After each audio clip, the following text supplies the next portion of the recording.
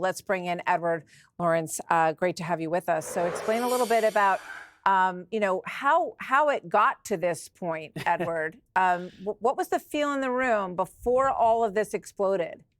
Yeah, there wasn't any nervous energy in the room when it all started. I mean, it started out as a normal Oval Office spray, as we call it here at the White House. And then you could really start to see, as the questions went on, you could really start to feel the divide and the mood change between President Trump and President Zelenskyy when they started moving into the security question. Now, one of the questions that really changed the mood in the room was when President Trump was asked about this, or was talking about this overall economic deal and how that would provide long-term security guarantees for Ukraine. You could then see President Zelenskyy start to shake his head no.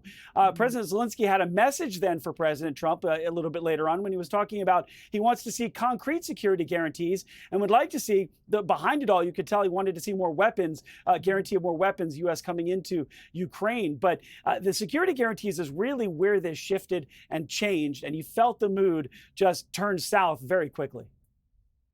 Yeah, it's interesting because there's been a lot of these questions all throughout the week in the Oval Office meetings with the leaders of France and the UK as well, Edward, which I know you've been covering all along. But this question about the backstop. So what is the backstop? And President Trump, I think several times, said the backstop is our economic presence on the ground. But Zelenskyy doesn't like that. He doesn't like that answer. So he's pushing for, as you say, more weapons and a backstop that means potentially boots on the ground, it sounds like. And it's interesting. In the Oval Office, the president said, I talked with the French President Macron, talked with the Prime Minister of the United Kingdom. Both said they would put European troops on the ground when there's a peace deal. But Zelenskyy again saying that's not a good enough, basically saying that's not a good enough backstop. That's not a good enough security guarantee. He wanted to see more. You know, incidentally, I was in Kyiv with the Treasury Secretary when he first presented this deal to Zelenskyy, and the Treasury Secretary said that they also had a heated emotional exchange behind closed doors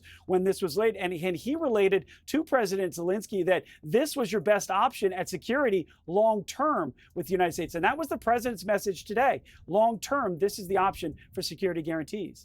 You know, it's interesting, Edward, that you bring that up because the knowledge that Zelenskyy blew up at Scott Bessent, who President Trump respects greatly and who he sent as his emissary with this deal.